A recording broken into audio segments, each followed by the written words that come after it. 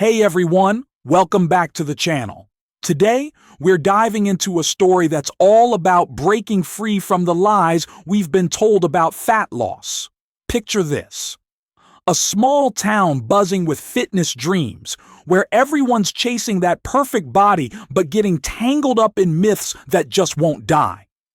This is the story of Mia, a young woman who learned the hard way that not everything you hear about losing fat is true. So, grab a cozy seat, maybe a cup of tea, and let's get into it.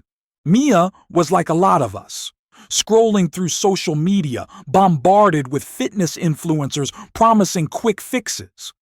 She lived in a quaint little town where the local gym was the heart of the community. Everyone there was obsessed with the latest diet trends, from juice cleanses to cutting out entire food groups. Mia, a barista, wanted to feel confident for her upcoming high school reunion.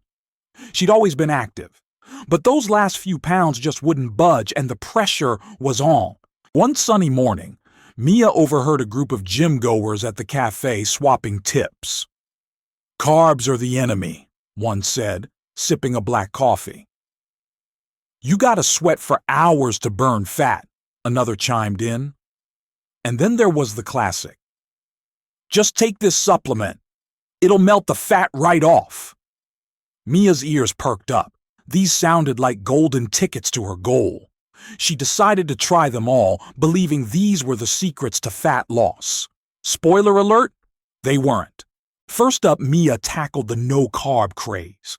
She swapped her morning oatmeal for bacon and eggs, ditched her beloved pasta, and even glared at bananas like they'd betrayed her. "Carbs make you fat," she repeated, echoing the gym crowd. But after 2 weeks, Mia felt like a zombie. She was tired, cranky, and her workouts suffered.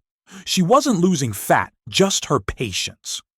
One day, she stumbled across a nutritionist blog post while sipping her third coffee of the morning. It explained that carbs aren't the villain. They're your body's main energy source. Cutting them too drastically can mess with your metabolism and mood. Mia cautiously reintroduced whole grains and fruits, and suddenly she had energy again.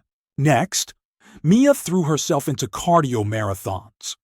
The gym crowd swore that hours on the treadmill were the only way to torch fat. So, Mia ran until her legs felt like jelly, spending 2 hours a day sweating it out. But the scale barely moved, and she was exhausted. One evening, she chatted with Jake, the gym's trainer, who raised an eyebrow at her routine. "Mia, it's not about how long you work out, it's about what you do." He introduced her to strength training and high-intensity interval training, explaining that building muscle boosts your metabolism and burns fat more effectively than endless cardio. Maya started lifting weights and doing short, intense workouts. To her surprise, she felt stronger, and her jeans fit better. Then there was the supplement trap. Mia had seen ads for fat-burning pills that promised miracles. Desperate, she bought a bottle from a flashy website. For weeks, she popped the pills, waiting for the magic. Instead, she got jitters and an empty wallet. At a community health fair, Mia met a local dietitian who broke the news. Most supplements are just hype. Fat loss comes from a calorie deficit, eating less than you burn, not from a pill. She helped Mia focus on balanced meals with protein, healthy fats, and yes, even carbs. Mia learned to track her portions and prioritize whole foods. Slowly but surely, the mirror started showing results. Myth number 3? Obliterated. But the biggest myth Mia faced wasn't about diets or workouts. It was about spot reduction. She'd spent hours doing crunches, convinced she could shrink her belly fat. Her friend Sarah, a science nerd, laughed when Mia shared her plan. "You can't choose where fat comes off," Sarah said, pulling up a study on her phone. "Your body decides, and it's usually the last place you want." Mia was skeptical but gave up the crunch obsession. Instead, she focused on overall fitness, mixing strength, cardio, and better nutrition. Over months, her body changed, not just in one spot, but everywhere. She felt stronger, healthier, and most importantly, free from the myths that had held her back. By the time her reunion rolled around, Mia wasn't just ready to show up, she was ready to own it.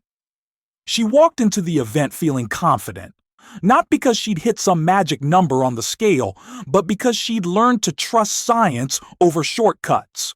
The gym crowd noticed her glow and started asking her for advice. Mia shared what she'd learned. Fat loss isn't about extreme diets, endless cardio, or miracle pills. It's about consistency, balance, and letting go of myths that keep you stuck. So, what's the takeaway from Mia's story? Stop believing the noise.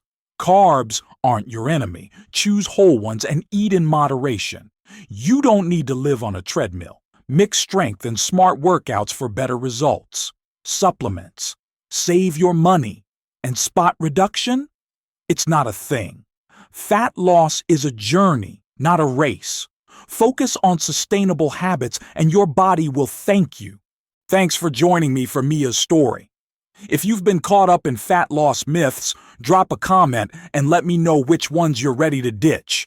Hit that like button if you learned something new and subscribe for more stories that cut through the fitness noise. Until next time, keep it real, keep it balanced, and I'll see you in the next one.